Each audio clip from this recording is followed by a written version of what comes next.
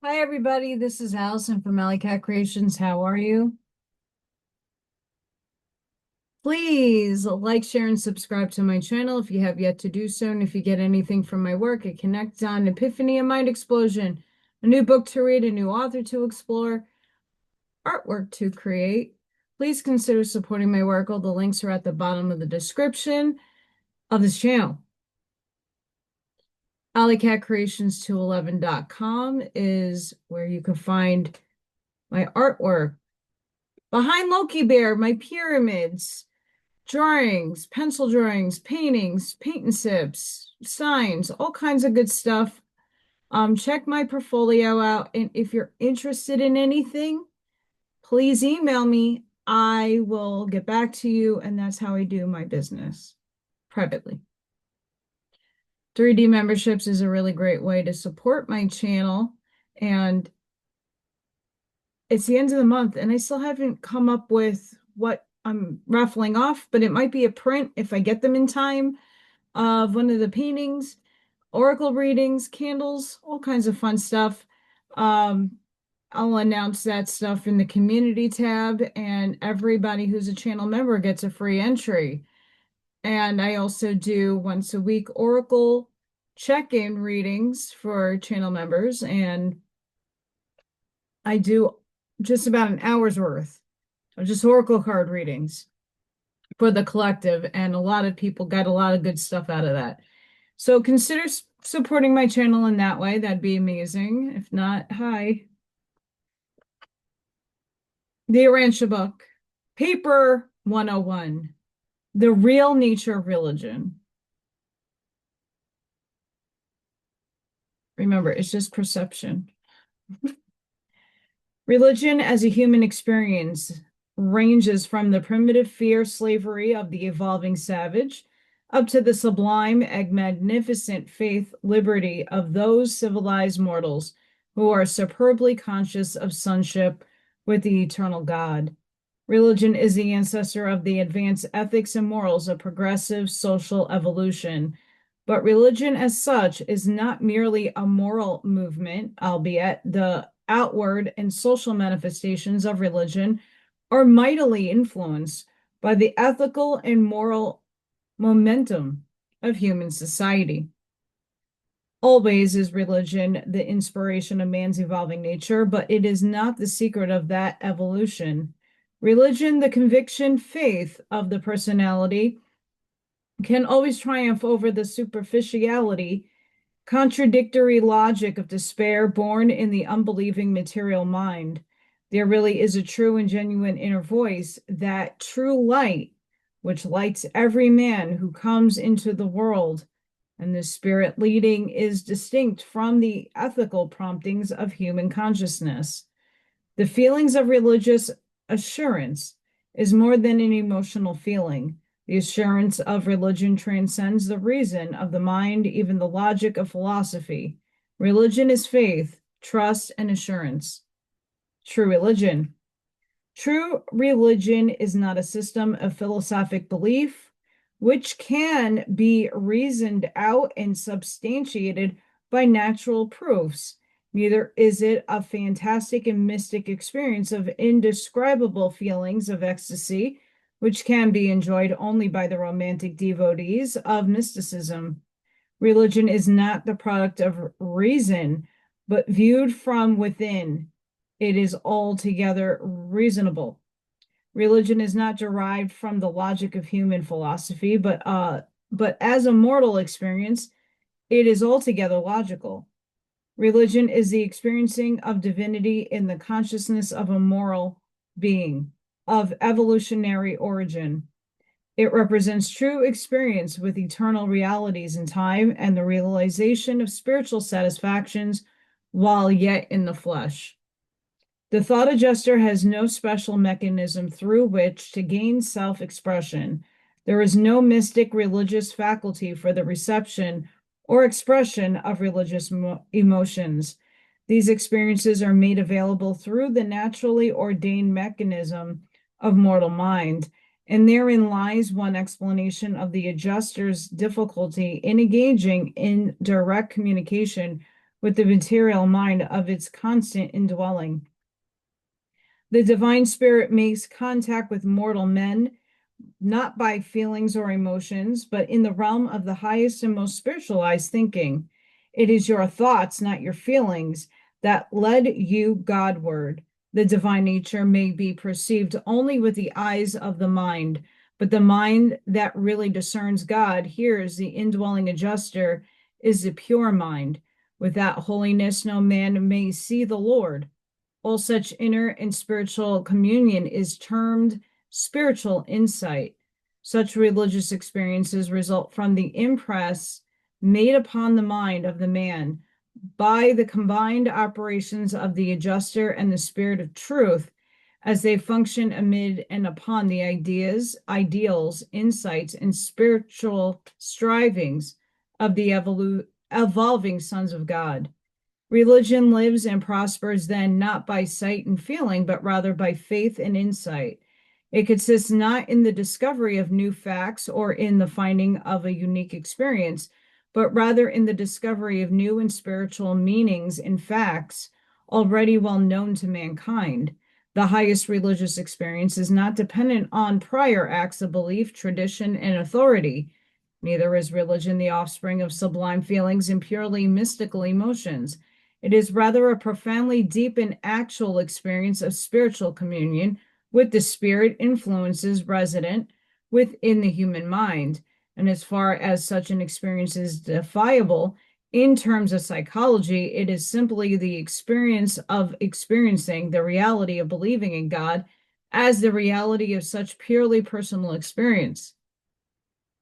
While religion is not the product of the rationalistic speculations of a material cosmology, it is nonetheless the creation of a wholly rational insight which originates in man's mind experience. Religion is born neither of mystic meditations nor of isolated contemplations, albeit it is ever more or less mysterious and always indefiable and inexplicable in terms of purely intellectual reason and philosophic logic. The germs of true religion originate in the domain of man's moral consciousness, and they are revealed in the growth of man's spiritual insight. That faculty of human personality which occurs as a consequence of the presence of the God-revealing thought adjuster in the God-hungry mortal mind. Faith unites moral insight with conscientious discriminations of values, and the pre-existent evolutionary sense of duty completes the ancestry of true religion. The experience of religion eventually results in the certain consciousness of God and in the undoubted assurance of the survival of the believing personality. It may be seen that religious longings and spiritual urges are not such a nature as would merely lead men to want to believe in God, but rather are they of such nature and power that men are profoundly impressed with the conviction that they ought to believe in God. The sense of evolutionary duty and obligations consequent upon the illumination of revelation makes such a profound impression upon man's moral nature that he finally reaches the position of mind and that attitude of soul where he concludes that he has no right not to believe in God. The higher and super philosophic wisdom of such enlightenment and disciplined individuals ultimately instructs them that to doubt God or distrust his goodness would be to prove untrue to the realest and deepest thing within the human mind and soul, the divine adjuster. The fact of religion. The fact of religion consists wholly in the religious experience of rational and average human beings, and this is the only sense in which religion can ever be regarded as scientific or even psychological. The proof that revelation is the same fact of human experience. The fact that revelation does sympathize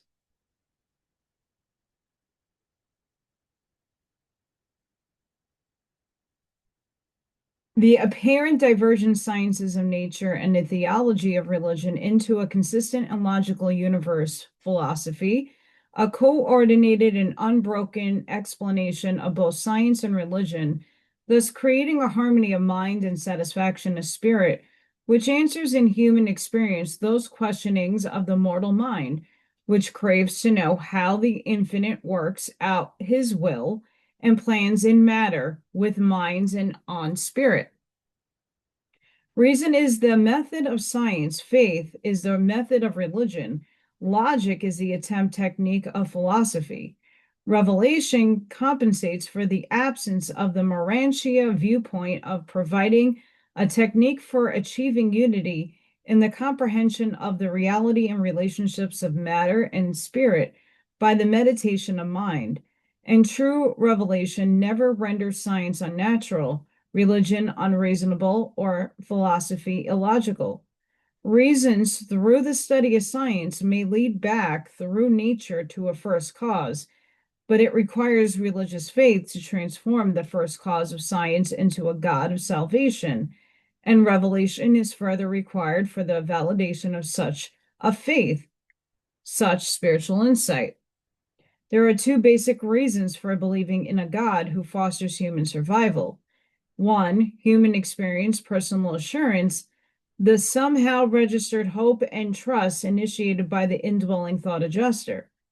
Two, the revelation of truth, whether it be direct, personal ministry of the Spirit of truth by the world bestowal of divine sons, or through the revelations of the written word. Science ends its reason search in the hypothesis of first cause. Religion does not stop in its flight or faith until it is sure of a God of salvation. This discriminating study of science logically suggests the reality and existence of an absolute. Religion believes unreservedly in the existence and reality of a God who fosters personality survival.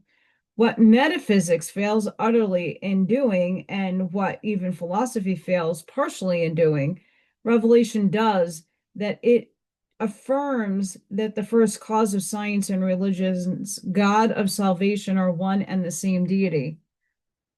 Reason is the proof of science, faith the proof of religion, logic the proof of philosophy, but revelation is validated only by human experience.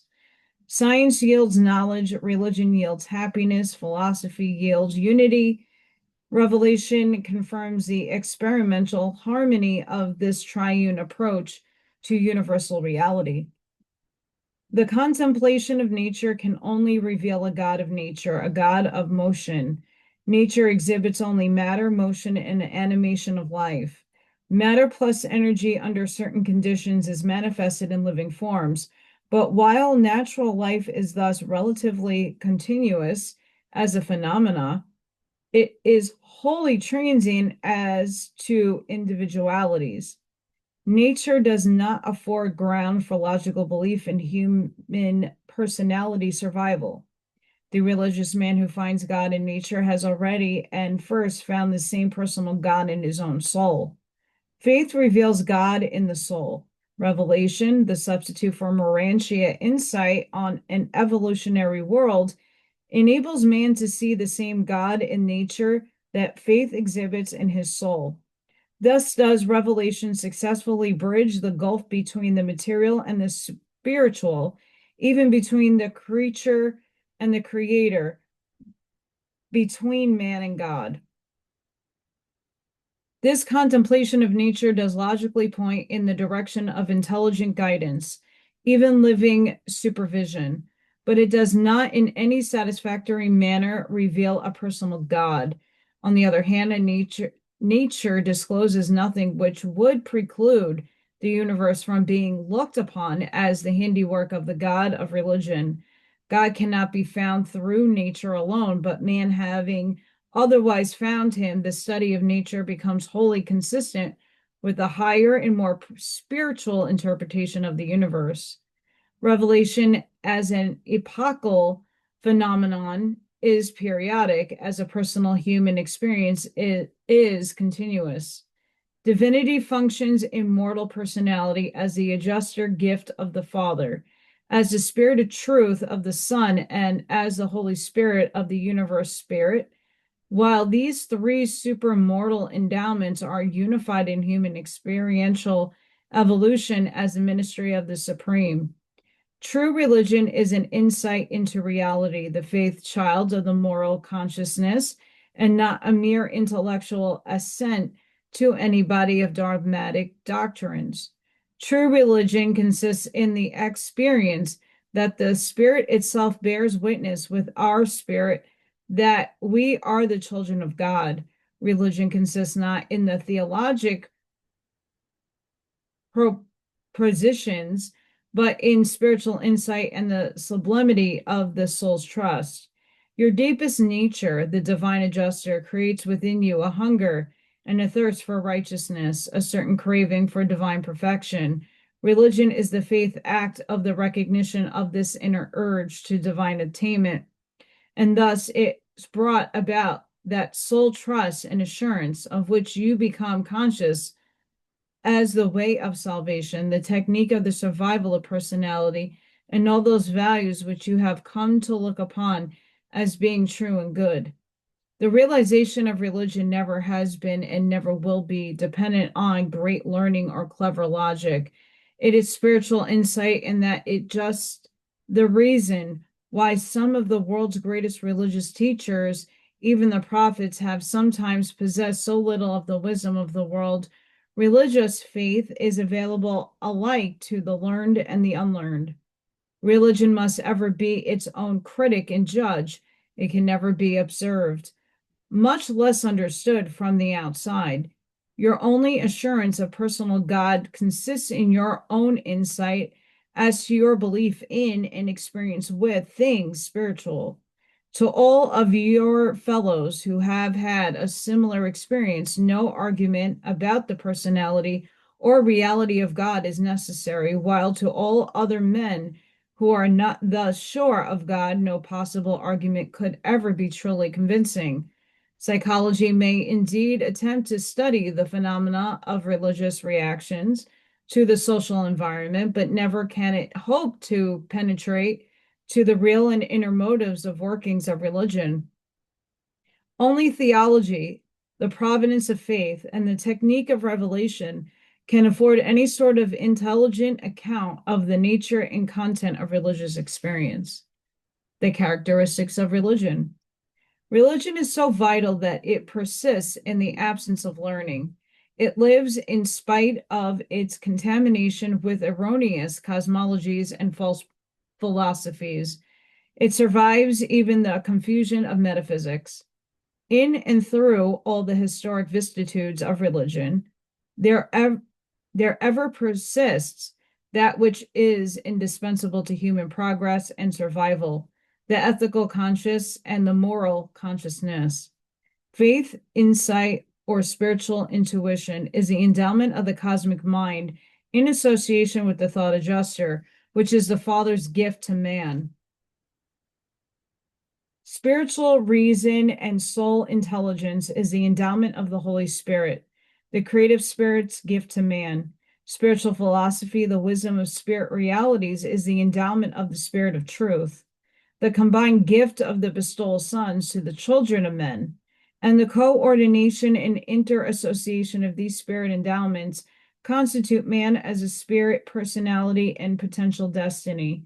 It is this same spirit personality in primitive and embryonic form, the adjuster possession of which survives the natural death in the flesh. The composite entity of the spirit origin in association with human experience is enabled by means of the living way provided by the divine sons to survive in adjuster custody, the dissolution of the material self of mind and the matter when such a transient partnership of the material and the spiritual is divorced by the cessation of vital motion. Through religious faith, the soul of man reveals itself and demonstrates the potential divinity of its emerging nature by the characteristic manner in which it induces the mortal personality to react to certain trying intellectual and testing social situations. Genuine spiritual faith, true moral consciousness, is revealed in that it, one, causes ethics and morals to progress despite inherent and adverse animalistic tendencies. Two, produces a sublime trust in the goodness of God, even in the face of bitter disappointment and crushing defeat. Three, generates profound courage and confidence despite natural adversity and physical calamity. Four, exhibits inexplicable poise and sustaining tranquility, notwithstanding baffling disease and even acute physical suffering. Five, maintains a mysterious poise and composure of personality in the face of maltreatment and the rankest injustice. Six, maintains a divine trust in ultimate victory in spite of the cruelties of seemingly blind fate and the apparent utter indifference of natural forces to human welfare. Seven, persists in the unswerving belief in God despite all contrary demonstrations of logic and successfully withstands all other intellectual sophistries. Eight, continues to exhibit undoubted faith in the soul's survival regardless of the deceptive teachings of false science and the pervasive delusions of unsound philosophy. Nine, lives and triumphs irrespective of the crushing overload of the complex and partial civilizations of modern times. 10, contributes to the continued survival of altruism in spite of human selfishness, social antagonisms, industrial greeds, and political maladjustments. 11, steadfastly adheres to a sublime belief in universe unity and divine guidance regardless of the perplexing presence of evil and sin. 12, goes right on worshiping God in spite of anything and everything, dares to declare, even though he slay me, yet will I survive him. We know then by three phenomena that man has a divine spirit or spirits dwelling within him. First, by personal experience, religious faith. Second, by revelation, personal and racial. And third, by the amazing exhibition of such extraordinary and unnatural reactions to his material environment as are illustrated by the foregoing recital of 12 spirit-like performances in the presence of the actual and trying situations of real human existence. And there are still others. And it is just such a vital and vigorous performance of faith in the dominion of religion that entitles moral men to affirm the personal possessions and spiritual reality of the crowning endowment of the human nature, religious experience. The limitations of revelation. Because your world is generally ignorant of origins, even of physical origins, it has appeared to be wise from time to time to provide instruction in cosmology, and always has this made trouble for the future. The laws of revelation hamper us greatly by their proscription of the impartation of unearned or premature knowledge. Any cosmology presented as a part of revealed religion is designed to be outgrown in a very short time. Accordingly, future students of such a revelation are tempted to discard any elements of genuine religious truth it may contain because they discover errors on the face of the associated cosmologies therein presented. Mankind should understand that we who participate in the revelation of truth are very rigorously limited by the instructions of our superiors. We are not at liberty to anticipate the scientific discoveries of 1,000 years. Revelators must act in accordance with their instructions, which form a part of the revelation mandate. We see no way of overcoming this difficulty either now or at any future time. We full well know that while the historic facts and religious truths of this series of revelatory presentations will stand on the records of the ages to come, within a few short years, many of the statements regarding the physical sciences will stand in need of revision in consequence of additional scientific developments and new discoveries. These new developments we even now foresee, but we are forbidden to include such humanly undiscovered facts in the revelatory records. Let us be clear that revelations are not necessarily inspired. The cosmology of these revelations is not inspired. It is limited by our permission for the coordination and sorting of present-day knowledge. While divine or spiritual insights is a gift, human wisdom must evolve. Truth is always a revelation, auto-revelation, when it emerges as a result of the work of the indwelling adjuster. Epochal revelation, when it is presented by the function of some other celestial agency, group, or personality. In the last three analysis, religion is to be judged by its fruits, according to the manner and the extent to which it exhibits its own inherent and divine excellence. Truth may be but relatively inspired, even though revelation is invariably a spiritual phenomenon. While statements with reference to cosmology are never inspired, such revelations are of immense value, and that they are at least transiently clarify knowledge by 1, the reduction of confusion by the authoritative elimination of error. 2, the coordination of known or about to be known facts and observations. 3, the restoration of important bits of lost knowledge concerning epochal transitions in the distant past. 4, the supplying of information which will fill in vital missing gaps in otherwise earned knowledge. 5, presenting cosmic data in such a manner as to illuminate the spiritual teachings contained in the accompanying revelation. Religion expanded by revelation. Revelation is a technique whereby ages upon ages of time are saved in the necessary work of sorting and sifting the errors of evolution from the truths of spirit acquirement. Science deals with facts. Religion is concerned only with values. Through enlightenment philosophy, the mind endeavors to unite the meanings of both facts and values, thereby arriving at a concept of complete reality. Remember that science is the dominion of knowledge, philosophy the realm of wisdom, and religion the sphere of the faith experienced. But religion nonetheless presents two phases of manifestation. Evolutionary religion, the experience of primitive worship, the religion which is made derivative. Revealed religion, the universe attitude, which is a spirit derivative, the assurance of and belief in the conservation and eternal realities, the survival of personality, and the eventual attainment of the cosmic deity, getting a download right there, whose purpose has made all this possible.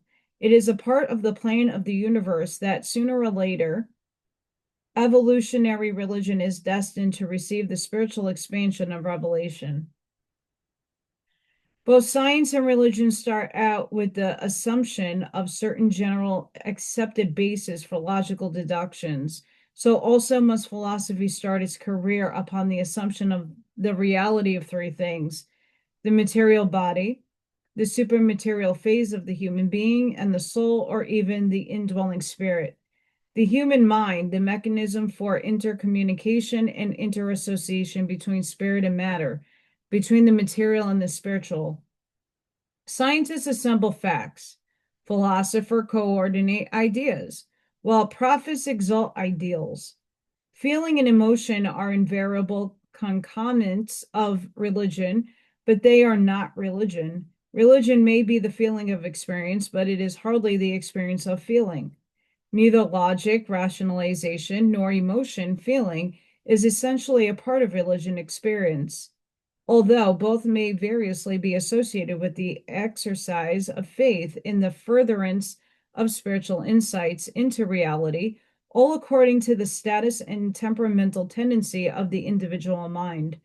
Evolutionary religion is the outworking of the endowment of the local universe mind adjudicant, charged with the creation and fostering of the worship trait involving man. Such primitive religions are directly concerned with ethics and morals, the sense of human duty. Such religions are predicted on the assurance of conscience and result in the stabilization of relatively ethical civilizations. Personally, revealed religions are sponsored by the bestowal spirits representing the three persons of the Paradise Trinity and are especially concerned with the expansion of truth. Evolutionary religion drives home to the individual the idea of personal duty. Revealed religion lays increasing in emphasis on loving, the golden rule. Evolved religion rests wholly on faith. Revelation has the additional assurance of its expanded presentation of the truths of divinity and reality, and the still more valuable testimony of the actual experience which accumulates in consequence of the practical workings union of the faith of evolution and the truth of revelation. Such a working union of human faith and divine truth constitutes the possession of a character well on the road to the actual acquirement of a morantial personality. Evolutionary religion provides only the assurance of faith and the confrontation of conscience. Revelatory religion provides the assurance of faith plus the truth of living experience in the realities of revelation. The third step in religion, or the third phase of the experience of religion, has to do with the morantia state, the firmer grasp of morta. Increasingly in the morantia progression, the truths of revealed religion are expanded. More and more you will know the truth of supreme values, divine goodness, universal relationships, eternal realities, and ultimate destinies. Increasingly throughout the morantia progression, the assurance of truth replaces the assurance of faith. When you are finally mustered into the actual spirit world, then will the assurances of pure spirit insight operate in the place of faith and truth, or rather in conjunction with and superimpose upon those former techniques of personality assurance. Progressive religious experience. The morantia phase of revealed religion has to do with the experience of survival and its great urge in the attainment of spirit perfection. There also is present the higher urge of worship associated with an impelling call to increased ethical service. Morantia insight entails an ever-expanding consciousness of the sevenfold, the supreme, and even the ultimate. Throughout all religious experience, from its earliest inception on the material level up to the time of the attainment of full spirit status, the adjuster is the secret of the personal realization of the reality of the existence of the Supreme. And this same adjuster also holds the secrets of your faith in the transcendental attainment of the ultimate. The experimental personality of evolving man, united in the adjuster essence of the existential God, constitutes the potential completion of supreme existence and is inherently the basis for the super-finite eventuation of transcendental personality. Moral will embraces decisions based on reason knowledge, augmented by wisdom and sanctioned by religious faith. Such choices are acts of moral nature and evidence the existence of moral personality, the forerunner of morantia personality, and eventually of true spirit status. The evolutionary type of knowledge is but the accumulation of protoplasmic memory material. This is the most primitive form of creature consciousness. Wisdom embraces the ideas formulated from protoplasmic memory in process of association and recombination, and such phenomena differentiate human mind from mere animal mind. Animals have knowledge, but only man possesses wisdom capacity. Truth is made accessible to the wisdom endowment involved by the bestowal on such a mind of the spirits of the Father and the Sons, the thought adjuster, and the spirit of truth. Christ Michael, when bestowed on Urantia, lived under the reign of evolutionary religion up to the time of his baptism. From that moment up to and including the event of his crucifixion, he carried forward his work by the combined guidance of evolutionary and revealed religion. From the morning of his resurrection until his ascension, he traversed the manifold phases of the Urantia life of mortal transition from the world of matter to that of spirit. After his ascension, Michael became master of the experience of supremacy, the realization of the supreme, and being the one person in Abaddon possessed of an ultimate capacity to experience the reality of the supreme. He forthwith attained to the status of the sovereignty of supremacy in and to his local universe. With man, the eventual fusion and resultant oneness with the indwelling adjuster, the personality synthesis of man and the essence of God constitute him, in potential, a living part of the supreme, and ensure for such a one-time mortal being the eternal birthright of the endless pursuit of finality of universe service for and with the supreme.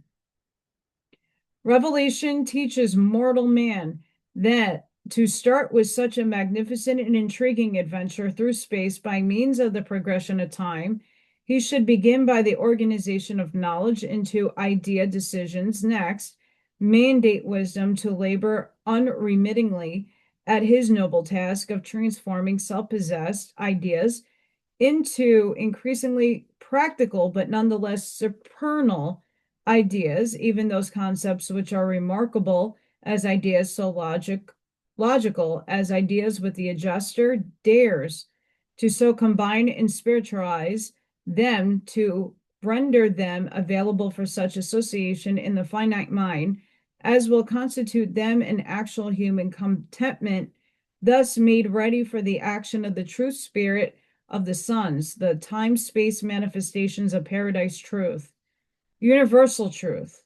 The coordination of idea decisions, logical ideas, and divine truth constitutes the possession of a righteous character, the prerequisite for mortal admission to the ever-expanding and increasingly spiritual realities of the Urantia worlds. The teachings of Jesus constituted the first Urantian religion, which so fully embraced a harmonious coordination of knowledge, wisdom, faith, trust, truth, love, as completely and simultaneously to provide temporal tranquility, intellectual certainty, moral enlightenment, philosophic stability, ethical sensitivity, God consciousness, and the positive assurance of personal survival. The faith of Jesus pointed the way to finality of human salvation, to the ultimate of mortal universe obtainment, since it was provided for one, salvation from material fetters in the personal realization of sonship with God, who is spirit. 2, salvation from intellectual bondage. Man shall know the truth, and the truth shall set him free. 3, salvation from spiritual blindness, the human realization of the fraternity of mortal beings and the Urantian awareness of the brotherhood of all universe creatures, the service discovery of spiritual reality, and the ministry revelation of the goodness of spirit values.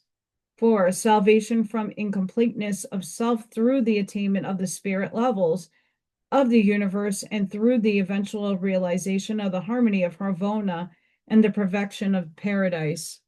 5, salvation from self, deliverance from the limitations of self-consciousness through the attainment of the cosmic levels of supreme mind and by coordination with the attainments of all other self-conscious beings.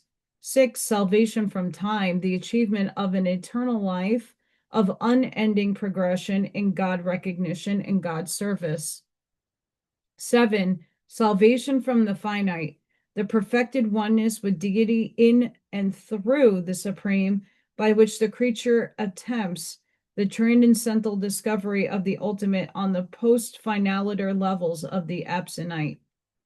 Such a sevenfold salvation is the equivalent of the completeness and perfection of the realization of the ultimate experience of the Universal Father. And all this in potential is contained within the reality of the faith of the human experience of religion. And it can be so contained, such the faith of Jesus was nourished by and was revelatory of even realities beyond the ultimate. The faith of Jesus approached the status of a universe absolute insofar as such a possible of manifestation in the evolving cosmos of time and space. Through the appropriation of the faith of Jesus, mortal men can taste in time of the realities of eternity. Jesus made the discovery in human experience of the final Father, and his brothers in the flesh of mortal life can follow him along the same experience of Father discovery. They can even obtain, as they are, the same satisfaction in the experience with the Father as did Jesus as he was.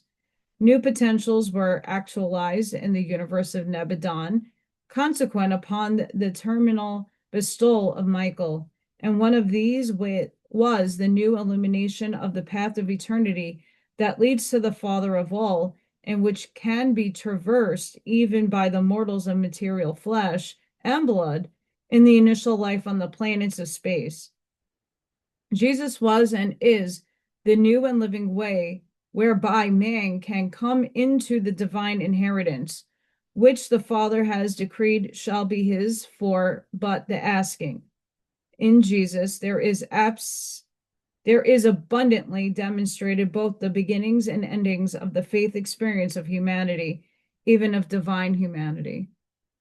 A personal philosophy of religion. An idea is only a theoretical plan for action, while a positive decision is a validated plan of action. A stereotype is a plan of action accepted without validation. The materials out of which to build a personal philosophy of religion are derived from both the inner and the environmental experience of the individual. The social status, economic conditions, educational opportunities, moral trends, institutional influences, political developments, racial tendencies, and the religious teachings of one's time and place all become factors in the formulation of a personal philosophy of religion. Even the inherent temperament and intellectual bent markedly determine the pattern of religious philosophy. Vocation, marriage, and kindred all influence the evolution of one's personal standards of life.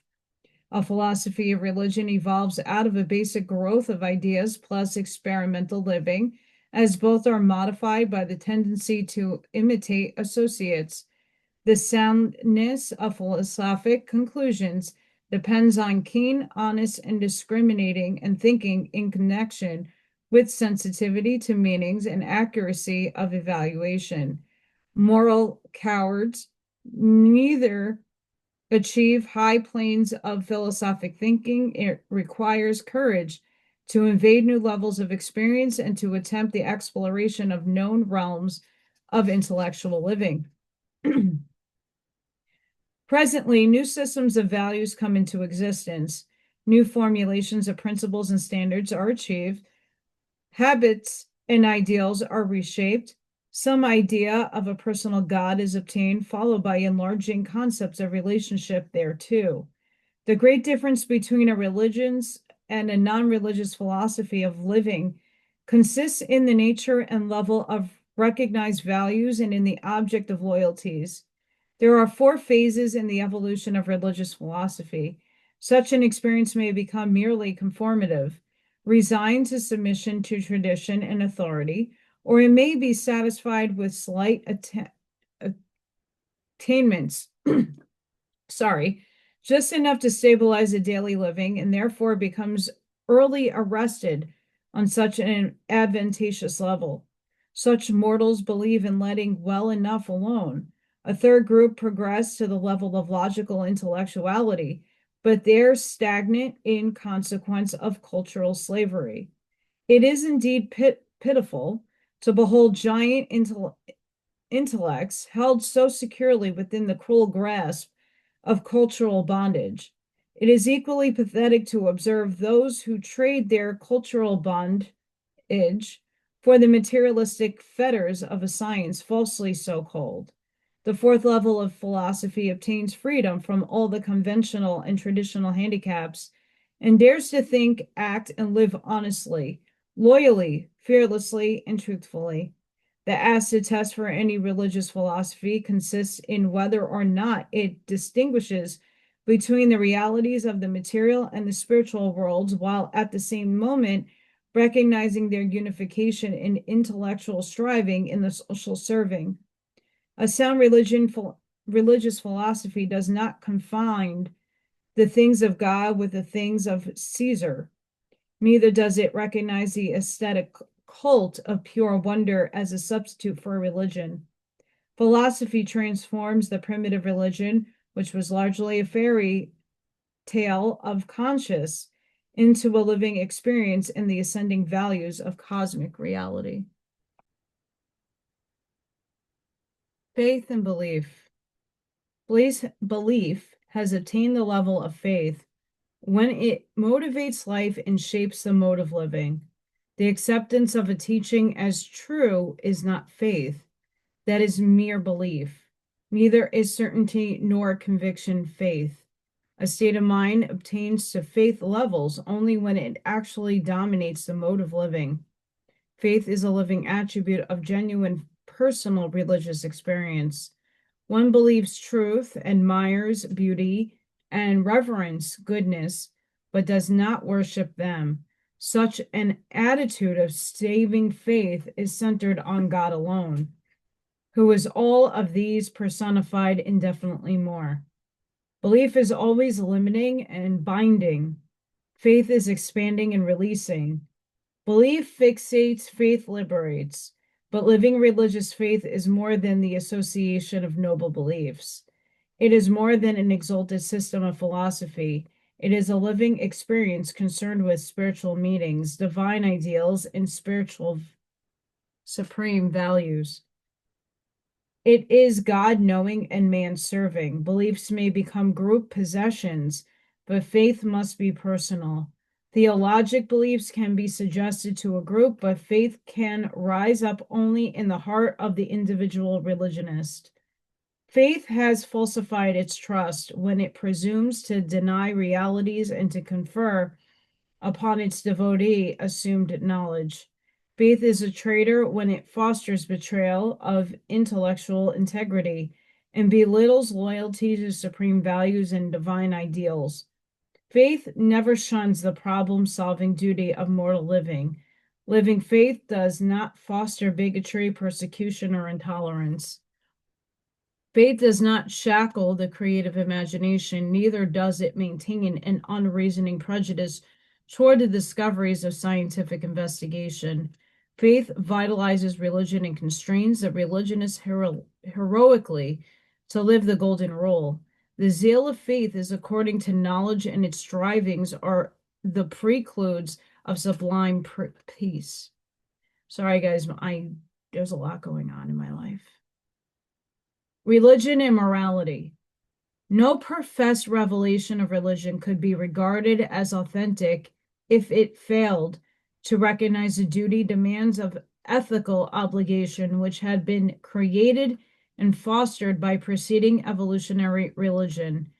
Revelation unfailingly enlarges the ethical horizon of evolved religion, while it simultaneously and unfailingly expands the moral obligations of all prior revelations.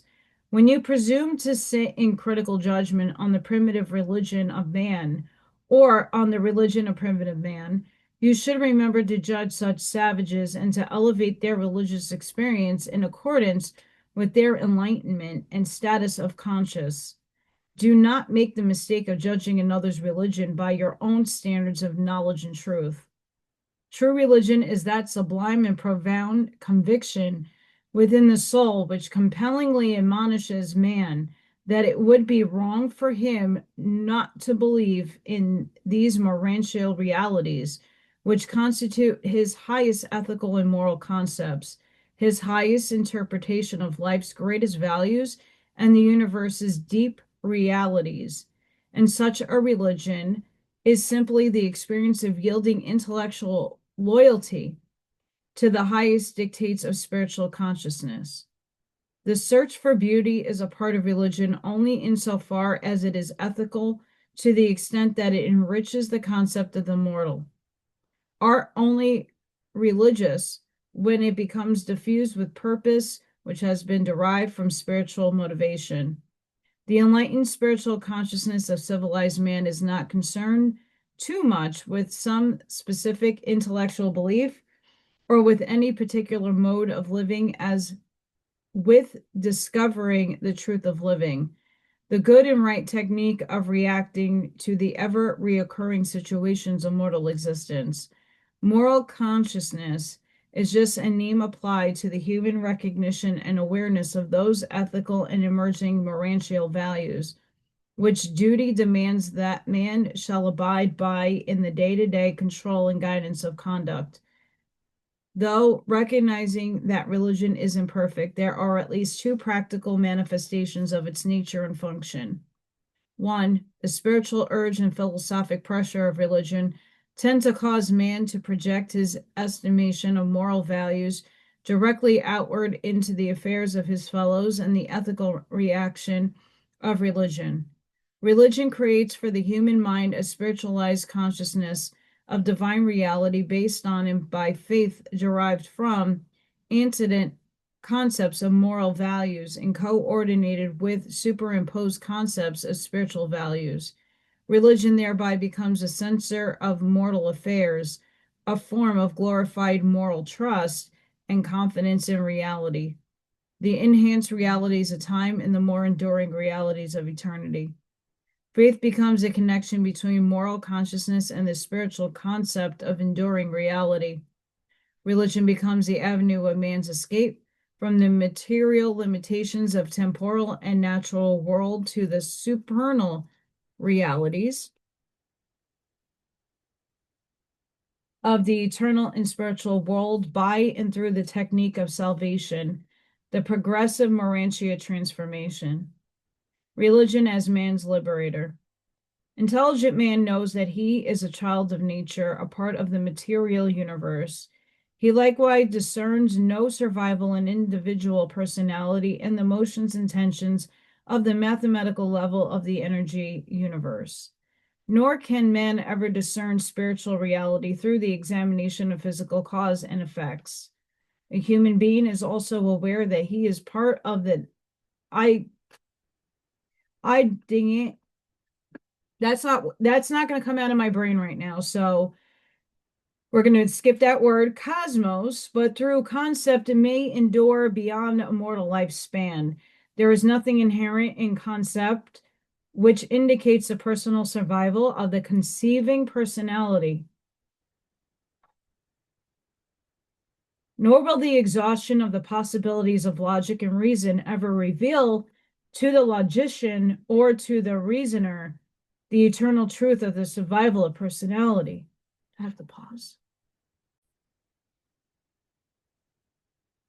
The material level of law provides for causality, continuity, the unending response of effect to antecedent action. The mind level suggests the perpetuation of ideation.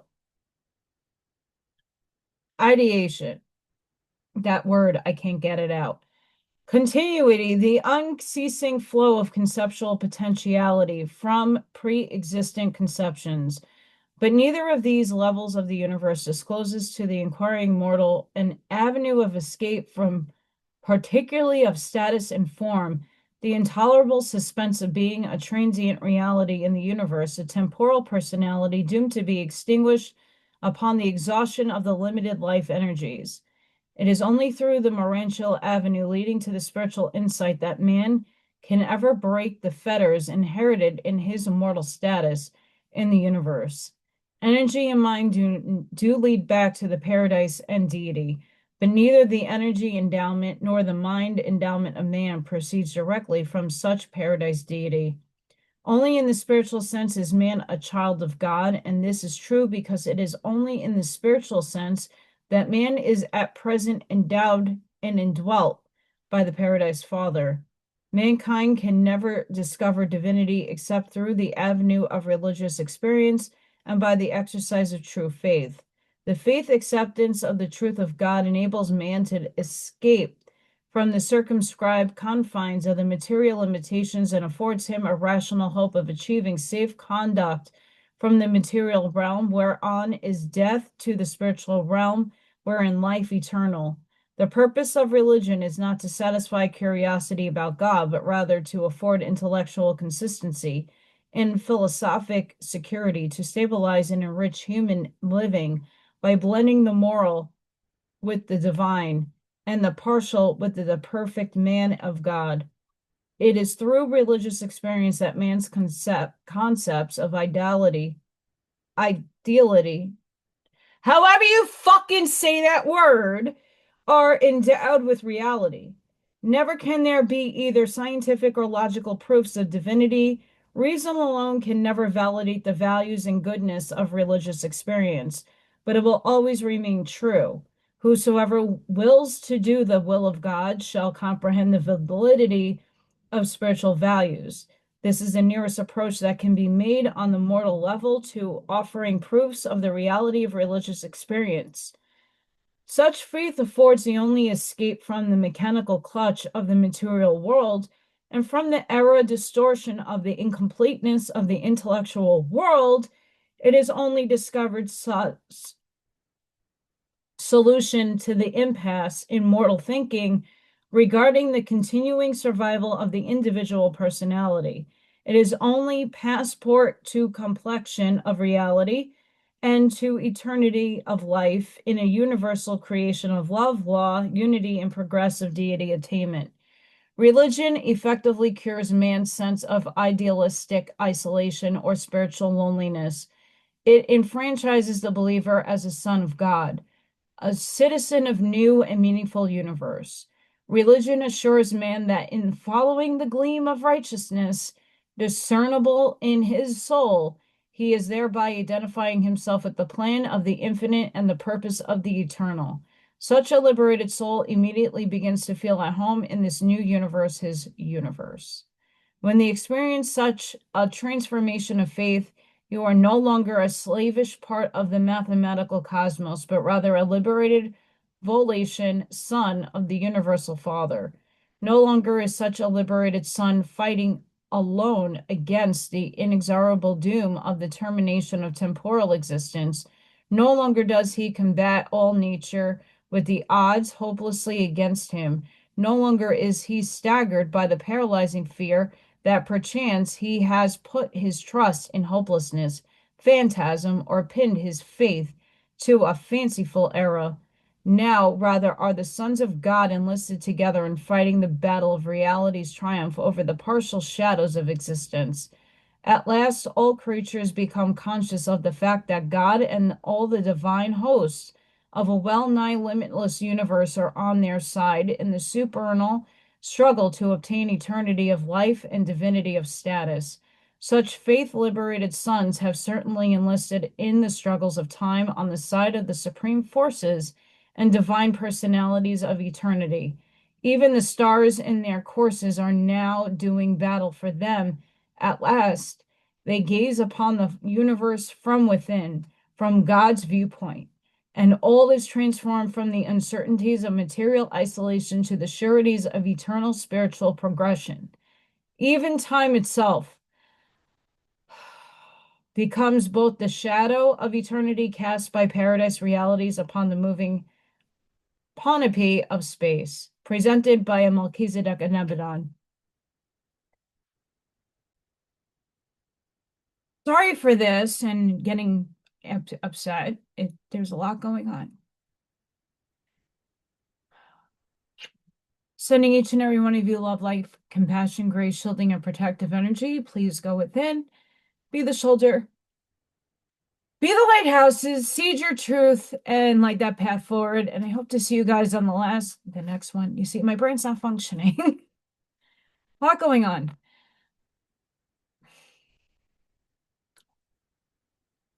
Hope to see you guys on the next one. Bye for now.